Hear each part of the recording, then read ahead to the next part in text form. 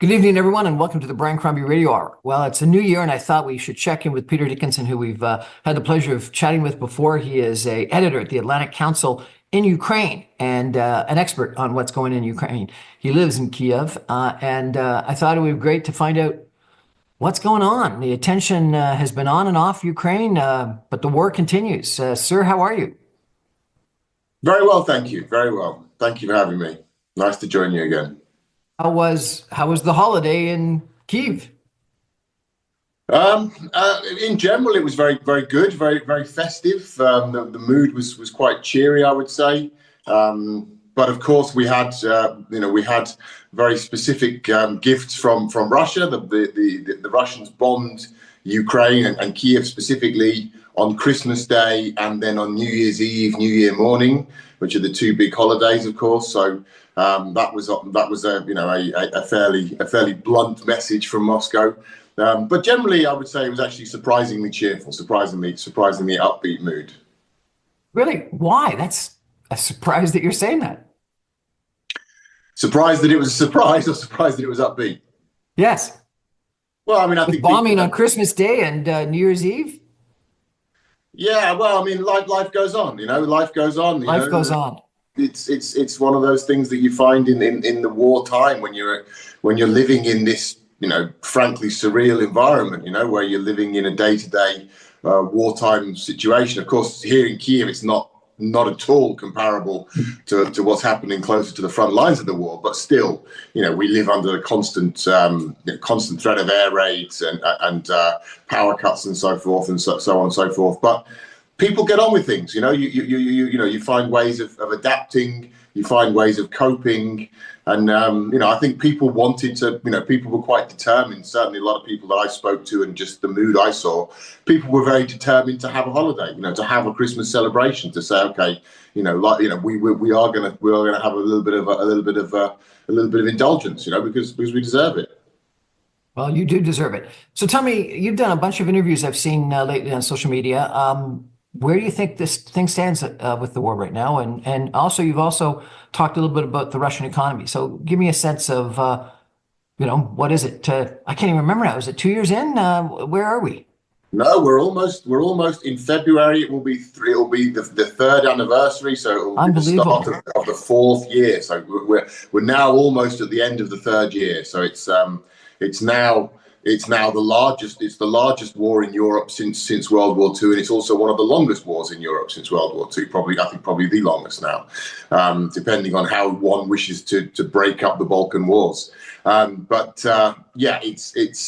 It's dragged on an incredibly long time. Nobody expected it to still be ongoing at this point. I think certainly not the Russians for sure. They expected a very brief war. I think many people in Ukraine also thought it would be over much earlier.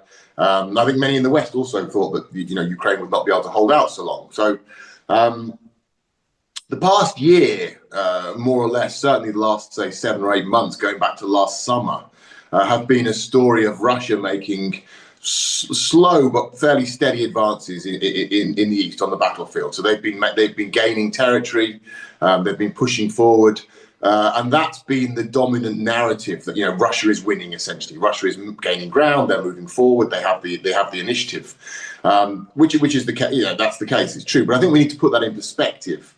We're not talking about major breakthroughs here. We're not talking about cities falling. We're really talking about fields, meters, a trench here, a road there, a village here, there. It's fairly small stuff. I mean, overall last year, Russia had its best year of the war since the very, very first days, when they made a lot of gains with the supply. So last year was their most successful period of the war in terms of territory, but they managed to gain, I think the figure is around, just under 0.5% of Ukraine's territory. So it's by a long way not a knockout blow for Ukraine. Of course, it's a worry, and Ukraine is looking to regain territory, not lose it. But essentially, it's still quite a stalemate on the front lines. There's no sign that either side can make a big breakthrough. Away from the main battlefield, last year, I think, a couple of key developments. One was Ukraine invading Russia, Ukraine going into the Kursk Oblast of Russia across the border, and they still hold a few hundred square kilometers of land there in Russia, despite the efforts of the Russians, obviously, to push them back out. So that's almost 5 months now that Ukraine has been occupying a part of Russia. So that was a big blow to Putin's personal prestige in Russia, and also to the narrative of Russian escalation and Russian red lines. The idea that Russia will respond with terrible vengeance if pushed, whereas in fact Ukraine invades Russia and Putin didn't really do anything. Another major development is the North Koreans arriving on the battlefield. We now have thousands of North Korean troops fighting in Europe for the first time ever, which again is a major watershed moment. And I think to a degree that got lost for international audiences because it happened during the final weeks of the American presidential election, when all the attention was on America and what was going to happen there, and would Trump get back in. And while that was going on, Putin brought in approximately, we believe, around 12,000 North Korean soldiers to bolster his invasion force. So that's a major issue, because that's obviously, it makes Russia stronger, but it also makes the conflict much more international. Now, are they on the front in Ukraine, or are they in Kursk? Where are they? Do you know? The reports indicate they are both. They are in Ukraine and they are in Kursk fighting in Russia. From a Ukrainian perspective, it doesn't make a huge difference. They're fighting, they've joined the Russian war, so they're part of the Russian war effort. And of course, if the international community allows this to pass without any major response, which is basically what we've seen so far. It's now, the news of the North Korean deployment was around 2 months ago, perhaps even longer, perhaps even close to 3 months now, in fact. And there's really been very little major response. People have tutted and commented and said how terrible this is, but there's not been any major significant reaction in terms of either penalties for the North Koreans or the Russians, or increased support for Ukraine. So, that's very worrying, because North Korea has a lot more than 10,000 soldiers. North Korea has millions of, more than 1 million soldiers, it's believed. North Korea has one of the largest standing armies in the world. If they're able to deploy 10, 12,000 to Ukraine, why not 100,000? Why not more? What's the restraining factor there? So the fear is now we're going to see a lot more North Koreans coming into the war. And again, if that's how to pass, then other countries might look at it and say, well, maybe that's something we could do as well. So that makes it a much more international conflict. These North Korean troops, by the way, also are learning about modern warfare now. So you have North Korean soldiers who've been essentially operating in a very sort of mid-20th century military environment back home.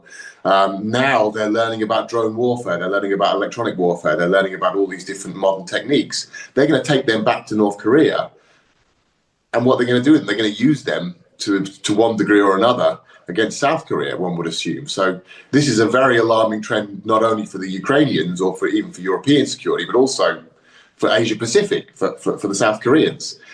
So that was another big trend there. But again, why is Russia bringing North Korean soldiers in? Russia has issues with manpower. Now, this is what we're seeing. I think below the surface here, there are a lot of signs that Russia has issues with their manpower. But Russia's this massive country with millions of people. How can it have an issue with manpower? Well, they don't want to conscript large numbers of troops. The Russian army has conscription on a fairly modest level, but conscripts in the Russian army are supposed to perform military service every year, but they're not supposed to be put into combat. Combat is for professional soldiers only, officially. So that is the official Russian position. Russia did mobilize in September of 2022 at the beginning of the war, when Putin realized that things were going very, very badly for him and he needed to change tack. And he ordered what was then called a partial mobilization, so not the whole country, but they looked to mobilize around 350,000 troops. Now that was achieved and had a big impact on the war in Russia's favor, but it came at a big cost for him socially. Around 1 million Russian men left the country. Fled military service, and so we had the very, very damaging for Putin images of Russian men queuing up at the borders of Russia, with Georgia, with Kazakhstan, and so forth. It was a humiliation for Putin. That's been very damaging for him in terms of the information. It saw a big drop in his popularity rating in Russia. The war is broadly popular. The Russians support the war. And they're quite happy about what the Russian military is doing in Ukraine, or at least they've reconciled themselves with it. But they were very, very reluctant to participate in that. It turned out. So and of course there was also a knock-on effect. That many men leaving, military-age men, had a big impact on the work population. So they had labour shortages as well as a result of that. So Putin's very reluctant to do another mobilisation. Now you're quite right. Technically, if he needed to, if the situation became desperate again for Russia, he could easily mobilise vast numbers of men, millions approximately, maybe 5 or 10 million people potentially as a huge resource, but he's very, very reluctant to do so. So what they've been doing since that mobilization in September of 2022 is they've been offering a lot more money for volunteers. So in Russia, volunteers for the military are being offered, $20,000, $30,000 as a signing on fee. Now that would be that would be a significant money in any country. In Russia, it's huge money. It's life-changing money. So people are literally doing this, and you get a lot of middle-aged and older men doing it who are basically going nowhere in their lives. Maybe they're from a small town on a small salary, some guy who's sort of run down a bit, and he wants to do something for his family. He can go to Ukraine, get this big lump sum, and if he's killed in Ukraine, which is statistically quite likely, they'll get another lump sum, and then they'll be looked after, and the children will have free education at university and so on and so forth. So that's one of the ways they've been trying to deal with it, is by offering huge cash incentives, basically. Now, that has succeeded to a degree, but they're running out of people who are ready to volunteer now, because people understand that the chances of coming back from Ukraine are quite slim without having either dying or being wounded. They've also exhausted the prison population. They went into the prisons, they recruited all the prisoners. They've now basically exhausted them. They've got to the point now where they're actually recruiting suspects. So if you're arrested for a crime and you're held as a suspect, before you've even been convicted, you can quash the charge and slip away from justice by signing up and going to Ukraine. So you see that happening a lot. Someone gets caught in a drug bust or a murder or burglary or whatever it is, assault, and then they're charged, and they immediately say, okay, get out of jail free card, basically. I'm going to go to Ukraine instead. But these methods. How do you get all this information on Russia? You think about wars past. We haven't really known what's going on in the other country behind the lines. How do you get all this information? Well, this is all public knowledge in terms of the recruitment issues that they're facing. The Russians are, Russia is often portrayed as this incredibly closed society where the people are basically victims, as it were, of the Kremlin, who are being fed all this disinformation. Now, to a degree, there's some truth in that, but broadly speaking, they're very well informed. The social media works in Russia. Russians are just as active on social media, if not more so, than anyone, any other country, any other population. They're not North Koreans. They're not Iranians, perhaps also, or the Chinese, in fact. They have a lot of information about the war, and they share a lot of information about the war. So, Ukrainians, obviously, a lot of Ukrainians, virtually every Ukrainian can speak Russian. Many Ukrainians do speak Russian, as their first language. So it's very easy for Ukrainians to access this information, and it's publicly available. So, these things are well known. We see a lot of so again, we see the Russians are having issues now where to get the people to fight this war, because they're suffering incredibly high losses. I want to talk after the message break about the economies on both sides, Ukraine and Russia. I want to talk about the politics. I want to talk about how things changed with Donald Trump. But before we go to message break, Kursk was really one of the surprising movements. Do you think it made sense? Was it a smart move? Yeah, I personally think it was a genius move. Yeah, I think it was an extremely smart move. I think it was, first of all, operationally, it was exceptionally well conducted. It's so difficult to spring a surprise in today's military environment. You have drones flying overhead on both sides of the front lines, all over the battlefield. You have satellites, you have informers and spies. It's extremely difficult to conduct a major operation without information leaking. And Ukraine was somehow able to, concentrate a large number of troops and spring that surprise and achieve surprise and achieve a degree of operational success very quickly.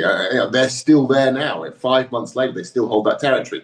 Now, it's not going to decide the war. I mean, it's not decisive in that sense, but it is a huge, it served a number of purposes. I mean, on a practical level, it's forced Russia to withdraw troops from Ukraine to go and defend Kursk and fight there. It's forced the Russians onto the back foot in the information space. It's very damaging for Putin in terms of his prestige in Russia. And it also sent a message to the international community that Russia's red lines are mostly rhetoric, are essentially empty. His threats are empty. This talk of his endless nuclear blackmail and saber rattling and the intimidation tactics that he uses are very effective against the West.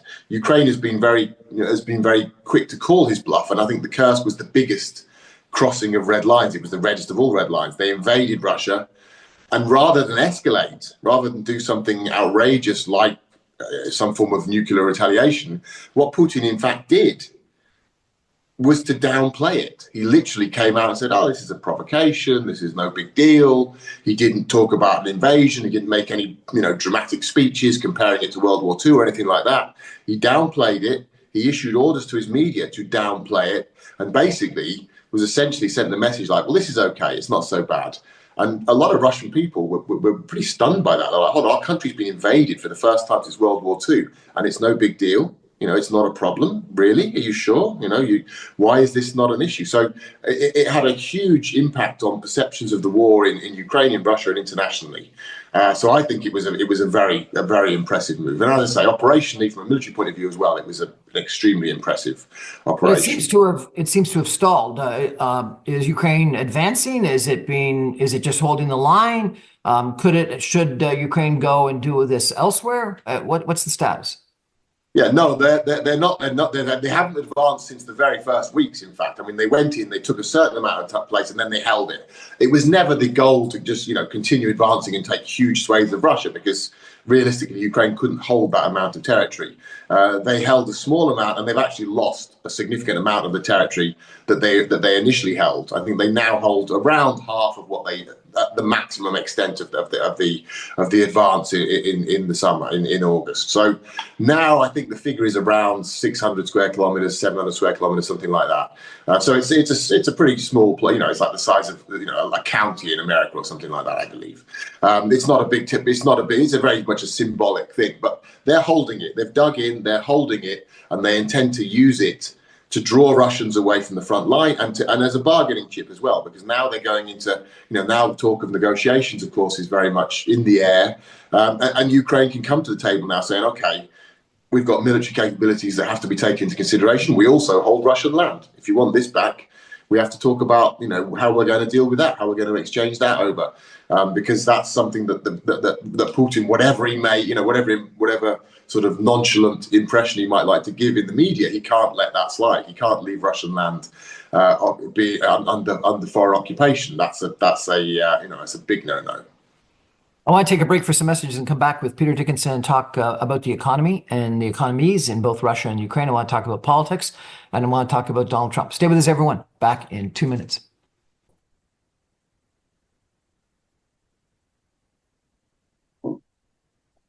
Welcome back to the Brian Crombie Radio Hour. We're chatting tonight with Peter Dickinson. He's with The Atlantic. He is the correspondent in Kyiv, Ukraine. And we're talking about what's going on, 2 3/4 of a year, or more than 2 3/4 of a year in. Peter, just let's take a back step for a second. You look like you're in a beautiful living room. Whereabouts are you? Oh, this is my house. This is my home. Are you in Kyiv? Yes, yeah, we live just on the south of Kiev. Yeah. What brought you to Ukraine, sir? I came to Ukraine over 20 years ago now with the British Embassy had a project here. It was we have an organisation in the UK called the British Council, which is essentially our cultural embassy, our cultural foreign office, as it were, cultural foreign policy.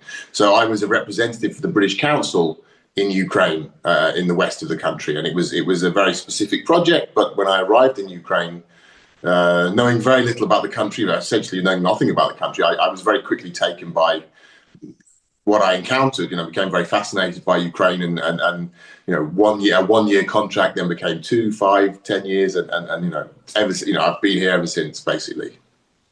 You posted some pictures of architecture and churches and things like that around Kyiv. It's a beautiful city.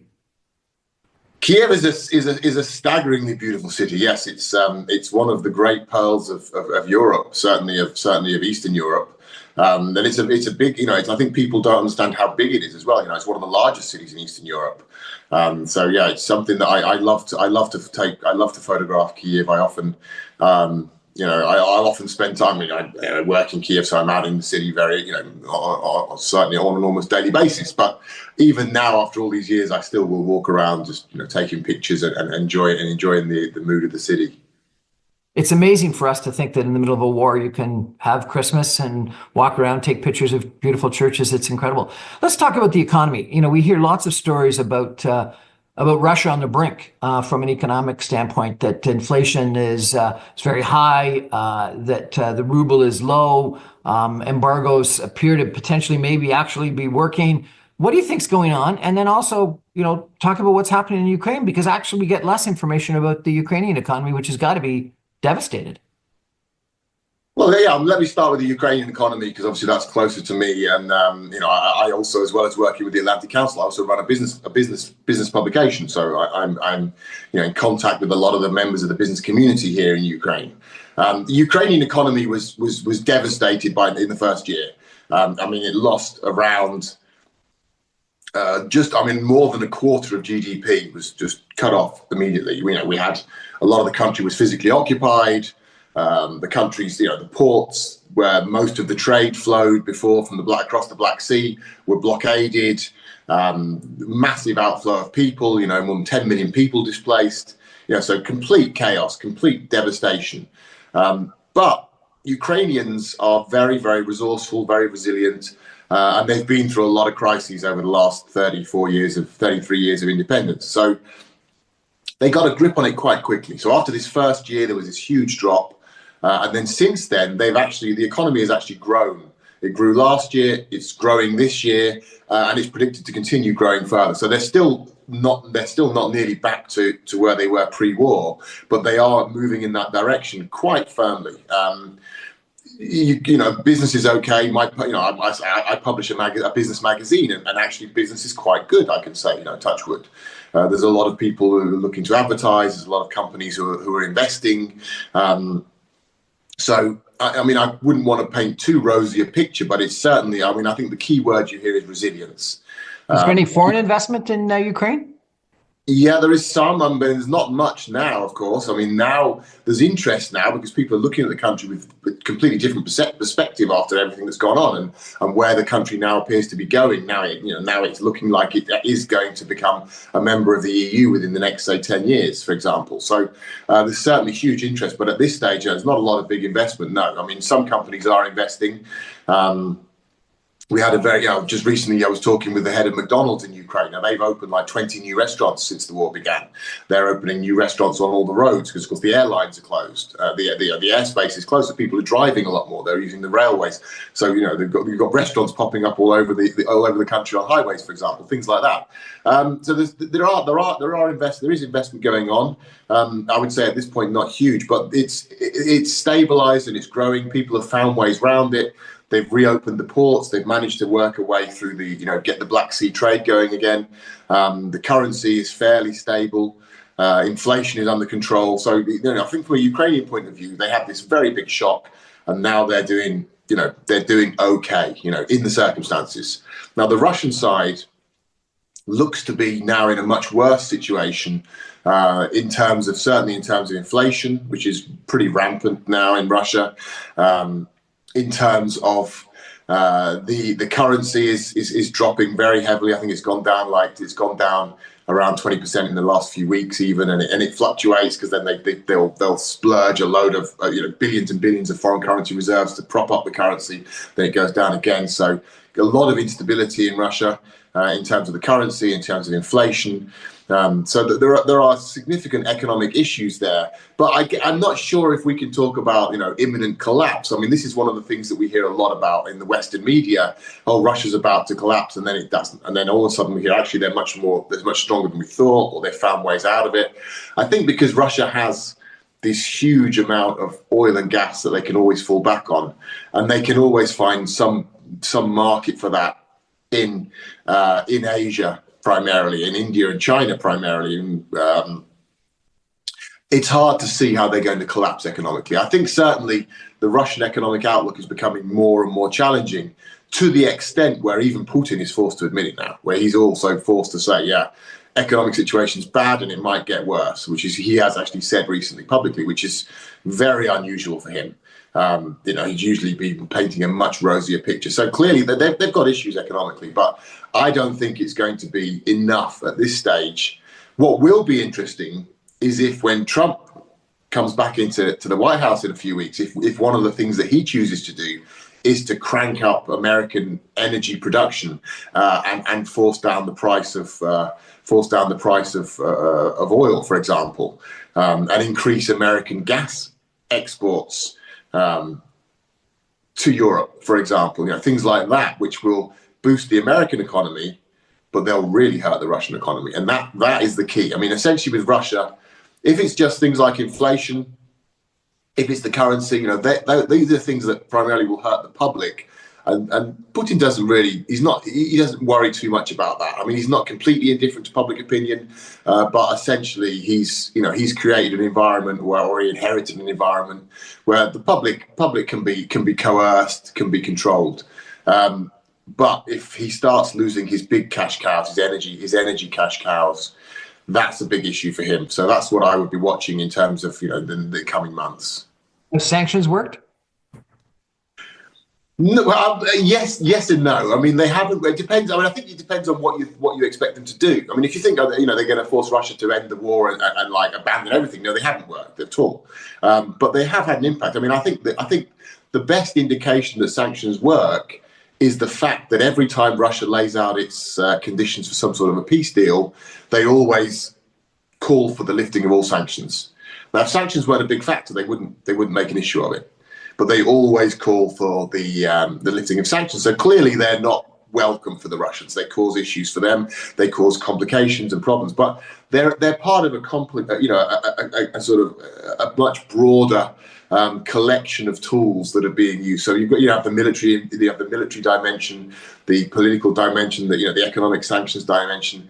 All of them together could achieve the desired result of ending this war, but none of them are going to do it on their own. Sanctions, especially. I mean, like look at North Korea, look at Iran. Those countries have been under sanctions forever, and it hasn't really impacted their behaviour. If anything, it's made them more ready to be hostile to the West, arguably. It hasn't certainly tempered them or encouraged them to be, made them all of a sudden to be, well behaved on the international stage, so to speak. So I think we've got to be realistic about what sanctions can and can't achieve. But again, if sanctions didn't work, Russia wouldn't constantly be calling for them to be lifted. So clearly they have an impact. But I think they've got to be tougher. They've got to be implementation is key because there's so many loopholes. The Russians are basically being sanctioned by the West. And if you look at the world, the West is actually a small part of that world. So you have all of Asia, you have all of Africa, you have all of South America. Very few of those countries are part of the sanctions movement. The whole of the Middle East. So Russia is able to siphon stuff through there. If we're talking about, for example, one of the key sanctions issues is restricting Russian access to military technologies. That's absolutely key, and that's been a big failure. That's been probably the biggest failure. Every time that Ukraine gets hold of Russian missiles, that are fired at Ukraine, and they investigate them, they always find that some of the components, and in many cases most of the components, are Western. They're made in France or America or Great Britain or Italy or wherever. Russia is able to access these parts via third parties, in China or Turkey or the Middle East or wherever, Kazakhstan, Azerbaijan, so Russia uses these third parties to get stuff. And unless the sanctions are very strictly imposed against Western companies, essentially, they aren't effective. So those sanctions aren't effective. I think, but the broad sanctions, I think the sanctions on the banking sector have been quite good. The energy sector have been okay, could be a lot better. But yeah, so military technology, very, very weak. We're going to take a break for some messages and come back and talk about politics. Stay with us, everyone. Back in 2 minutes.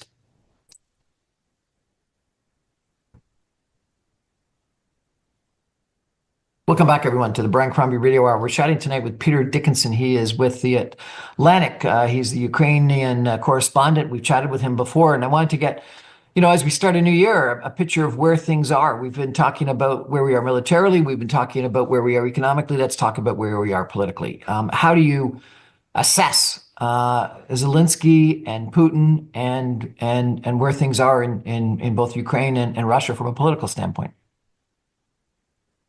Well, I think Putin is. Frankly speaking, if we talk about Putin and Zelensky, both of them are looking at Washington now. Everyone is looking at Washington now. It's actually not about so much Putin and Zelensky. It's about Trump. It's about what Trump will do. And there's very mixed messages there about which way he's going to go and what he's going to do. It may even be the case that he doesn't even know himself yet. So at this stage, there's this huge anticipation. Certainly the Russians were very pleased to see Trump win the election. They'd hoped that he would win. Many people believe they were really holding out for him to win.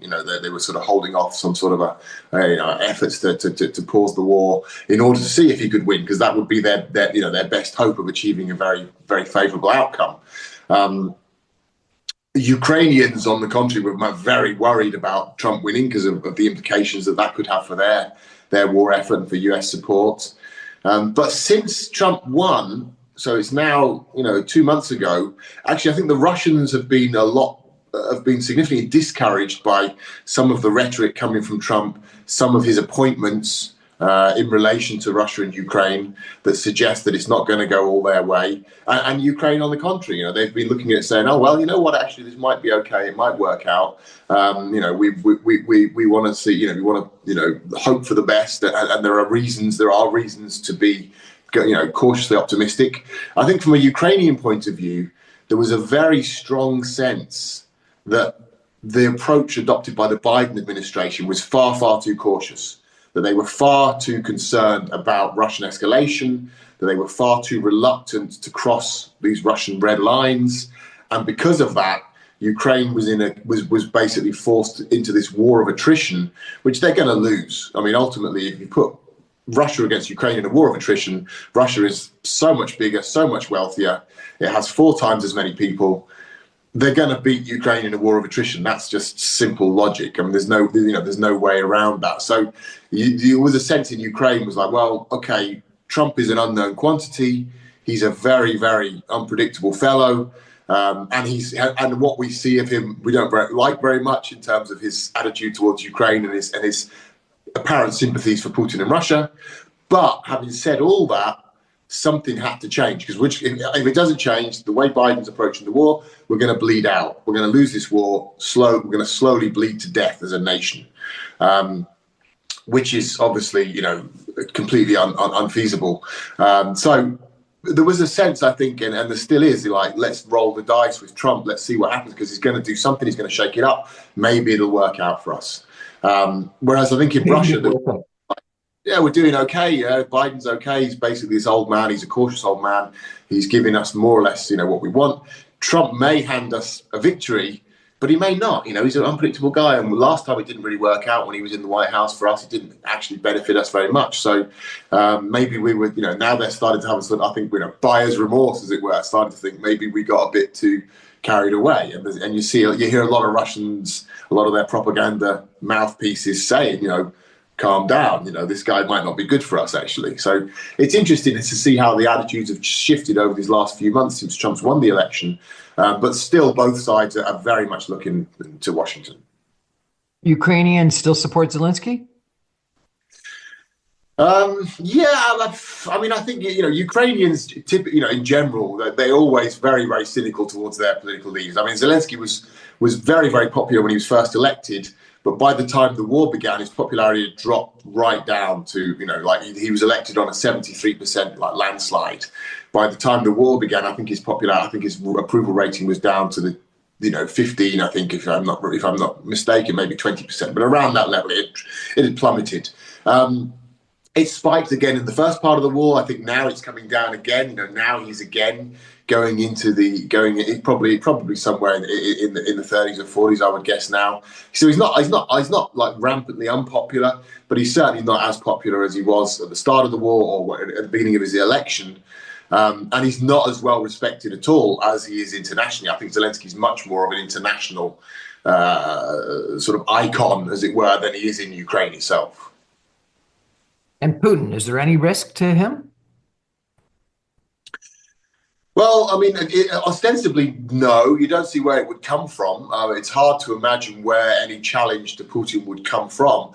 But having said that, I think his popularity is largely manufactured, is largely a myth, and I think we saw this going back a year and a half when the mutiny of the Wagner mercenary army, when they basically turned against Putin. They seized one of Russia's biggest cities without a fight, and they marched on Moscow and got to within a few hundred miles of Moscow without any real opposition.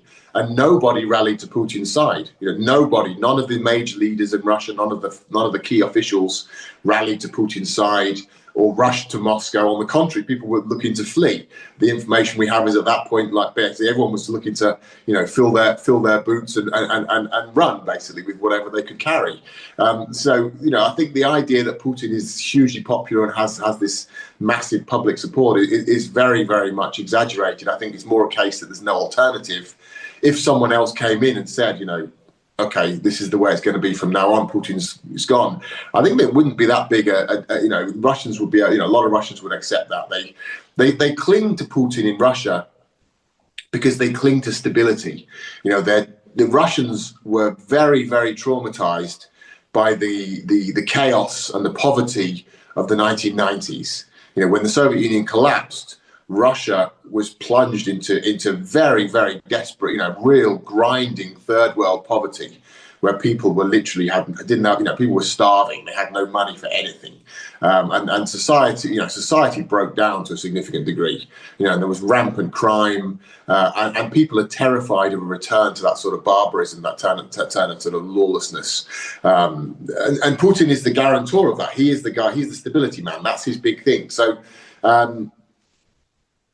If it were not him, if someone else came in and could offer them stability, I think it would be no issue for them. I don't think his nationalistic agenda is popular to an extent. I think his popularity always spikes when he invades in a foreign country or he wages a war. He became president as a war president. He invaded Chechnya when he first became president. That's how he established himself.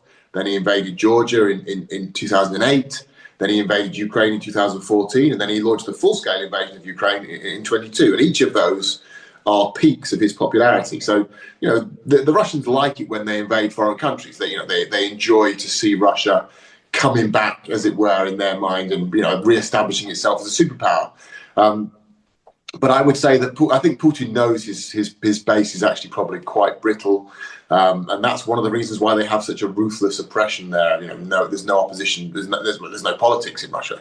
There's no opposition forces whatsoever. Any opposition politicians are either dead or in exile, because Putin understands that if they gain traction. Also, one other point I would make is that it's very interesting if you look at the Russian war effort.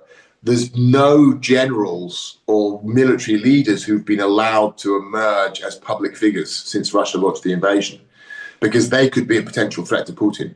The one guy who did emerge as a public figure, or rather there's two, there was Sorovikin, the general, he's exiled, and there was Prigozhin, the leader of Wagner, who's dead, who was killed presumably by Putin, because he got too big. And of course he got big and popular, and the first thing he did, he turned on Putin, and a lot of people supported him. So that's the nature of Russian politics. No one's allowed to get any sort of public profile. because they could become a threat to the Tsar. But you've already told us that 1 million young men have left the country. You know, tens of thousands, if not hundreds of thousands, have been killed in the war. He didn't weaken NATO; he strengthened NATO with Finland and Sweden joining. He's devastated the economy, and he hasn't accomplished much other than taking back some of eastern Ukraine that he argued was part of Russia, but who knows whether it really was or not. And so, what's he accomplished, if anything?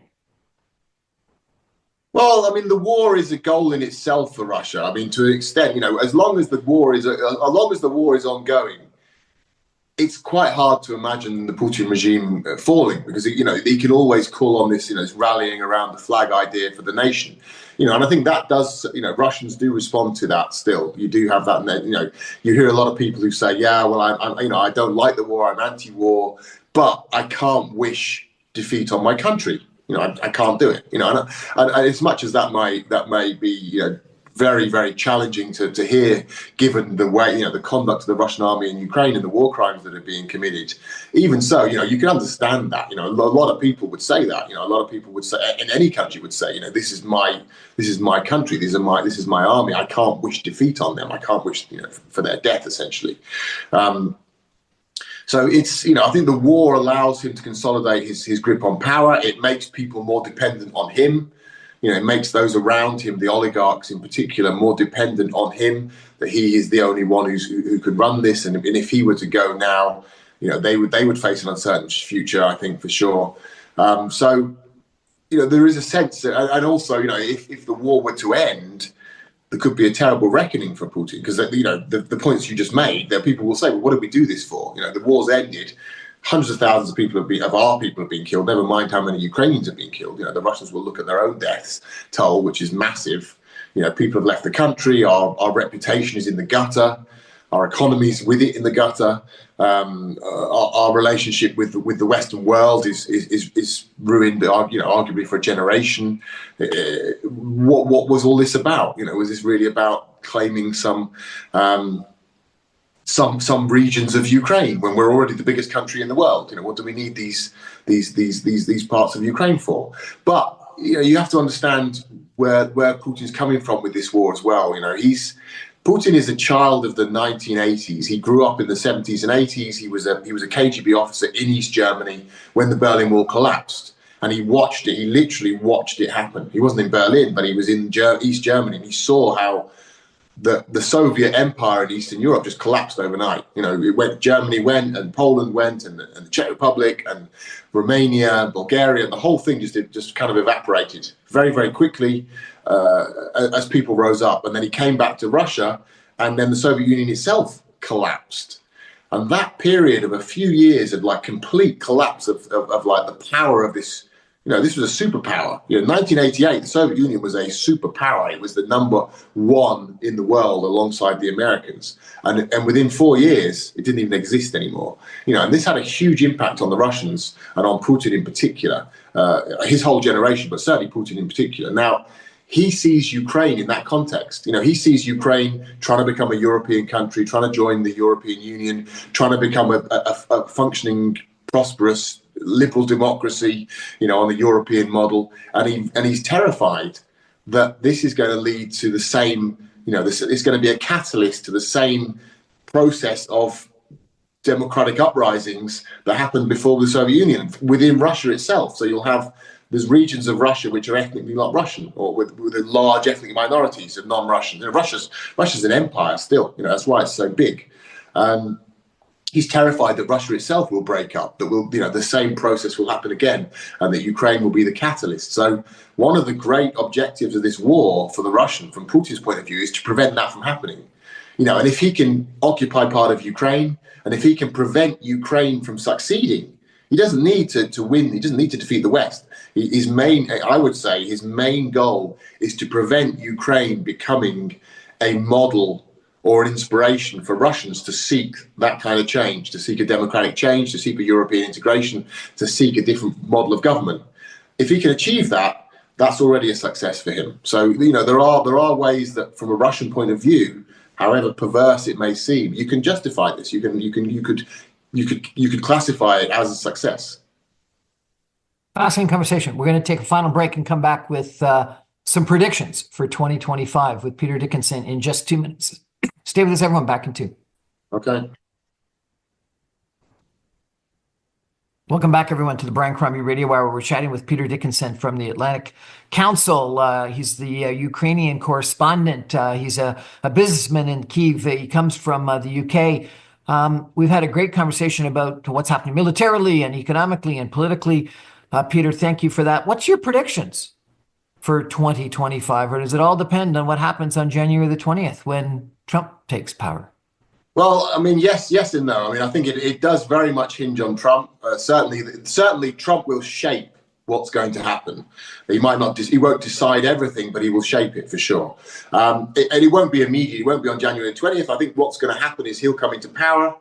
He'll begin the process of trying to feel out the different sides, obviously the Ukrainian and Russian side, and to a lesser extent the Europeans, and possibly even also bringing the Chinese into the equation somehow. Although I frankly think the Chinese will probably be reluctant to engage particularly, but certainly the two principals, Ukraine and Russia. But that's going to take time. It's going to take a few months, I think. So it's going to be like February, March. And I think what he'll find is that the Russians are really in no hurry to enter into negotiations. Putin's winning the war. He's very confident that he will win a war of attrition if it goes on for another year, another 2-3 years. And frankly, that's a very good bet from his side. I mean, that's realistic. It's almost inevitable that Russia will eventually grind Ukraine down if this thing just goes on forever and ever, due to its vastly superior manpower, its resources, and so forth. So the Russians are in no real hurry to agree to some sort of deal. So I think Trump will recognise this himself in the first months of the year. Then he's got to change the equation. So he's basically got to improve the Ukrainian bargaining position. He's got to strengthen Ukraine's negotiating base. So that means giving Ukraine more militarily. It also means potentially increasing the costs for Russia. That can be done economically. That can be done in the energy sector, also whilst benefiting the American economy. So there are a lot of tools that Trump has at his disposal, and I think he'll come to the conclusion that he has to use them in order to create, in order to bring Russia to the table. Even so, I think that fundamentally, I don't see any middle ground here where America can broker a peace which satisfies Ukraine, of course, but also satisfies American pride and Trump's personal pride. It doesn't make him look like a loser, and is also acceptable to the Russians. I think Russia wants too much. Russia wants Ukraine, basically. It wants Ukraine. It wants to keep everything it's got in Ukraine, and it wants the rest of Ukraine to be basically isolated and totally left at Russia's mercy in terms of its military alliances, in terms of its military strength, in terms of its economy and so forth. So I don't know if they're going to be able to broker a deal. And if they can't broker a deal, then I think Trump will have to turn around and say, okay, well, then we're going to, we continue arming Ukraine. Maybe even we increase the armaments to Ukraine. So I don't rule out a negotiated settlement this year. I think there's certainly a sincere desire from the Trump side to achieve that. It would be a huge feather in his cap, and he's staked his reputation on it to a significant degree. He said, I'm going to do this. But I think you'll find it very, very difficult. I think Russia's demands are simply too much, and it would be too damaging for Trump to accept those demands. And Ukraine also would say, from a Ukrainian point of view, the key is security. Ukraine is ready. They've said they're ready to accept the temporary occupation of these areas that are currently occupied, and they're ready to stand back from them. They'll never disavow them or acknowledge that they're part of Russia, but they will accept their ongoing occupation in a sense of like North-South Korea or East-West Germany. But they insist on having security guarantees, because they're saying, look, if we don't have security guarantees from the West, this is going to happen again in a few years. Putin will rearm, he's going to come back, he's going to wipe us out. So unless we have security guarantees, Ukraine's position is very much, if we don't have security guarantees, it makes more sense for us to fight on now than to accept some sort of pause that will allow Putin to rearm and come back and finish us off when he's ready. Better to fight now. So that's going to be a key thing for Trump to try and resolve. I don't know if he's going to be able to do that. So let's see what he does, but he's going to have his work cut out. He certainly does, and pretty pretty volatile and unpredictable. So we don't know what's going to happen. Last question: security guarantees. My understanding is that when Ukraine gave up nuclear arms, there were security guarantees at that time provided, but they didn't sort of work. So how do you feel comfortable as a country with security guarantees? Well, that's the key. You see, what you're referring to is the Budapest Memorandum, which was a document in 1994, which was signed by Ukraine, of course, and also the United States, the United Kingdom, and Russia. Later on, it was also signed by the Chinese and the French. But it's not accurate to say there were security guarantees. What the document contained was so-called security assurances. Essentially, every single signatory said, we will not attack Ukraine. None of them said, if you are attacked, we will defend you militarily. I mean, that would be an alliance, a military guarantee. That was not the case. It was a very dishonest document, I would say, or a very ineffective, certainly, document. It's now seen as one of the great blunders in diplomatic history, certainly from a Ukrainian perspective. But it was never guarantees. It was a kind of a weaselly the details in the small print. It's basically there were assurances, and of course the British and the Americans were able to stand up in 2014 when Russia first invaded, and in 2022 and say, well, we didn't invade. We said we wouldn't invade, and we didn't invade. So we haven't actually technically violated our obligations under this treaty. Russia has violated its obligations, but that's what Russia does. Russia violates its obligations. So what Ukraine wants now, of course, what they want more than anything, and what they continue to call for, is NATO membership, because that's really the only game in town. I mean, that's the security guarantee that actually works. We see that it works. And that's the one thing that Ukrainians believe can really provide full security. But that's a very complex ask. I mean, that means getting the go-ahead from 28 countries, I think, member countries now. That would be a very challenging and long process. There's an accession process. There's various different conditions that Ukraine would have to meet. So what Ukraine wants at this stage is they want to have bilateral security guarantees, primarily from the United States, of course, but then also from once the United States were on board, then they'd want to get the similar guarantees. And by guarantees, I mean commitments to fight and defend them. The UK, France, Germany, Italy, maybe the Turks, certainly the Polish. But that's a big ask. They're basically saying to these countries, okay, you don't want to let me to NATO, but are you prepared to say you'll fight for Ukraine? It's far from clear that they'll get them. So we'll see how that pans out. But that's going to be, I predict, you talk about predictions, I don't know how things are going to work out, but I predict that will be the big sticking point that we're going to hear a lot about in the coming months. Security guarantees for Ukraine, what they are, what they're not, and what people are prepared to offer. Peter Dickinson, thank you so much for giving us a very comprehensive review of what's going on in the Russian invasion of Ukraine and politically, economically, and the questions about Trump. Really appreciate it, sir. Thank you for having me. That's our show for tonight, everybody. Thank you for joining us as well.